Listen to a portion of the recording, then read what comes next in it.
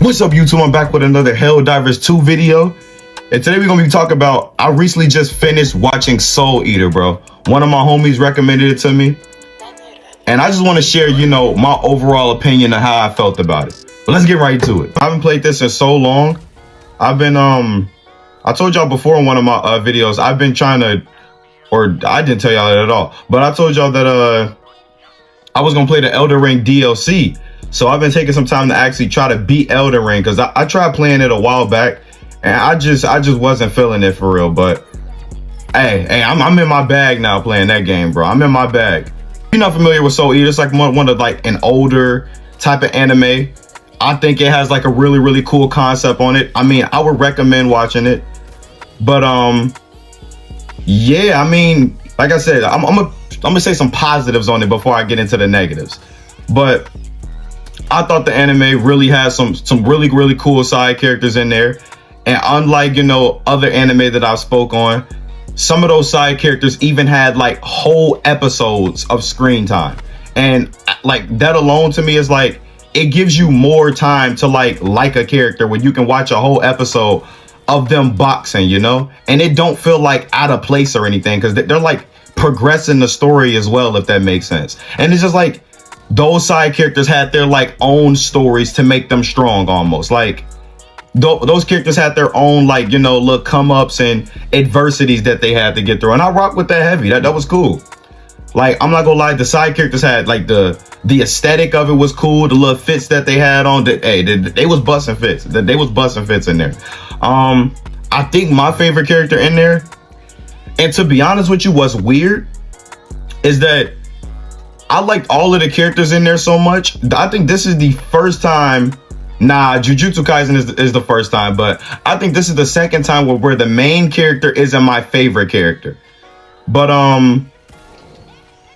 yeah, I think I rock with all of the characters pretty heavy. Like, the only one that I didn't really see all the hype around, because like he was just kind of on the more annoying side, Death the Kid was real cool to me, but the little OCD thing he had, it was ruining his character for me. Like, it was funny at times, but then it was like, all right, gang, for real. Almost like with Sanji in One Piece, like, like the freaky stuff be cool at some point, but it's like, gang, come on, lock in, bro. But what was I about to say? Oh, wanted to talk about the fights in there were really good. I think the fights were done really good in there. And I feel like, the overall concept of that anime, where it's like you got two people fighting, basically. You got a weapon and a Meister, or a death weapon, not a death weapon, but I forgot what they're actually called. I think it just might be called like is it a death weapon? I don't know. I think a death weapon is actually used by Lord Death up in there, but you got a weapon and a Meister. And I think if they were to redo that, like that whole concept, maybe revamp it, because I think they redoing like Berserk or something like that. But even make like a Shippuden of it almost, where there's like new characters or something like that. That anime concept could take off, bro. Like, I actually enjoyed that. Like, in order for them to be strong, they have to resonate their souls and like kind of fight as one. Like, I ain't gonna lie, that was tough to me. That was tough. And imagine all the variety that you can get, because there's so many different like weapons in the world, bro, that they can use, or just make up weapons. Like, this dude Death the Kid was toting 2 pistols like these, gang. Come on, bro. Come on. I ain't gonna lie, like the concept on it was tough. Like, it was tough. And I think even in like the new gen, like kind of feel of anime today, bro, that concept would be dirty, bro. Like, that concept would be dirty. It would truly be dirty, bro. But one of the things that I didn't like about it, though, is that out of all the anime that I've watched, obviously, like, I'm not saying that this one had to be tense, but like, this anime felt like a cartoon almost all the way through. Like, I didn't feel any tension in the anime ever. And maybe that's just me. But that anime felt like a cartoon, bro. Like, even all the way up into the end. And I'm not gonna lie, this anime is almost older than me, bro. So, hey, I'm spoiling. If you haven't watched it, hey, just click off the video. But shorty at the end, Maka, right? She was fighting, I think bro name was Ashura or something like that. You telling me Ashura slam Lord Death. He is head and shoulders the strongest character in the show. He hits him with an attack, caught him off guard, but he hit him with an attack that literally like killed him in one go, gang. And you telling me Shorty beat him because she simply didn't fear him? Like, I'm not gonna lie, I wasn't feeling that. I wasn't feeling that. Like, that was too Disney of an ending for me. That was way too Mickey Mouse and way too Disney-like for me, bro. I was not feeling that, gang. I was not feeling that. Like, I think I would have messed with more of like all of them came together and tried to beat him as a collective. But I'm not gonna lie, they hyped him up and he beat, like, bro, he beat Lord Death. So it's like, I don't even think it would have been realistic if all of them coming together, if they could have beat him. Like, he was just too broken. He was too broken, bro. He put madness over the world that was messing with even the strongest characters, bro. Like, oh, one more character that I rock with in the show, Stein, bro. Frankenstein was tough, bro. Frankenstein was tough. And I forgot the other dude's name because, like I said, I haven't watched it in a little while, but I just decided to make a video on it. It was the one dude that Black Star kept on running like the ones with again. I forgot his name, but he was like the dude with the toothpick, and he was protecting the little Blair Witch. Bro, he was tough. He was tough, gang. He was tough. And I just wish they would have shed more light on, like, what was dude's name? Maka's dad. I know it was something like, I don't even want to try to guess what his name was, bro. But Maka dad, I wish they would have shed more light on like the actual like weapons. Like Shorty with the black hair, Black Star weapon, she was cool. And like that's what I liked about it. Like the side characters was getting their like a whole episode. Like I didn't think that Shorty was gonna be that important in the show, but Black Star was going crazy with her as a weapon, bro. He was going crazy. Their soul resonance was tough, dude. It was tough. And like it made me actually like her character because she got a whole episode for me to break down, you know, who she is and all of that type of stuff. And it didn't feel like filler. It didn't feel like filler, bro. Like for the anime, the whole anime, in my opinion, felt like filler. So it's like her having an episode wasn't that bad to me, gang. It wasn't that bad. Like I actually liked the episode where they fought her brother up in there. Like that was actually cool to me. Is he still moving without a head? Oh, okay. Bro, I'm not gonna lie. This railgun, I got this railgun. This railgun is the truth, bro. It's the truth. I promise it is. But yeah, I just didn't rock with how, you know, not even like Death could beat that dude. And I mean, I guess you can argue that Death was holding back a little bit, but I mean, he even said a couple times he wasn't holding back. But that dude beat Lord Death, gang, and she beat him off the like the will of not being scared, I guess, like the will of courage and confidence, I guess. And that was too Disney-like for me. It was just too Disney-like. But I wish what could have happened was I wish we could see like what happened, like in terms of the future after those events happened. Because I would assume, because people were saying that I should have read the manga too with the anime because the manga had a better ending than the anime. Because I mean, it kind of just ended like abruptly. Like you didn't really get to see where the characters were after that. Like I don't know if Seoul became a death site or anything. I don't know what happened. I don't know where Maka went after that. I don't even know if Kid became the new Death, but this is stuff that I was supposed to find out in the manga, if that makes sense. Like, obviously I know now, but it's like, they could have put that stuff in the anime, you know? And it's just like, I kind of feel like the anime felt like incomplete, if that makes sense. Like, they beat the big bad at the end, but it's just like character endings. I don't think the character endings were all that great. And I'm a dude that really stand on like, I like for a character to be good all the way through, especially when you have the potential to make the character good all the way through. Like there wasn't any character in that show, like out of the main side cast of the kids, besides the two sisters that Death was wielding. All of those characters had the potential to be like at least 8 out of 10 characters, bro. Like at least 8 out of 10. All of those characters were like written to the T, were like they could have been like at least 8 or 10 out of 8 or 9 out of 10 or 10 out of 10 characters, bro. All of those characters were done really, really well in that anime, I think. Besides the two shorties, they was just getting on my nerves. I'm not gonna lie. They was funny at times, but they was just getting on my nerves.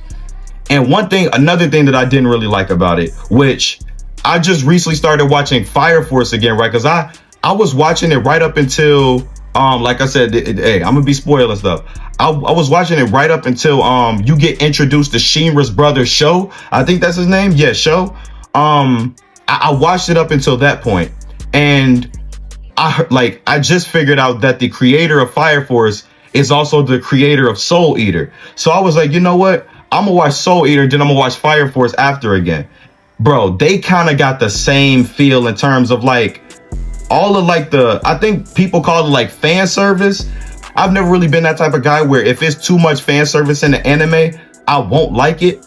But Soul Eater pushed those boundaries for me, gang. Like, it was too much fan service up in there. And then it was like on some weird stuff. Like, you know, it was funny, but like when you really think about it, it's weird, gang. Like, they get down so different in Japan. Like, in Japan, like, I ain't gonna lie, I'm not gonna speak on Japan because I've never been there. But it's like, I feel like anime is supposed to be like a reflection or like a piece of like the culture out there, gang.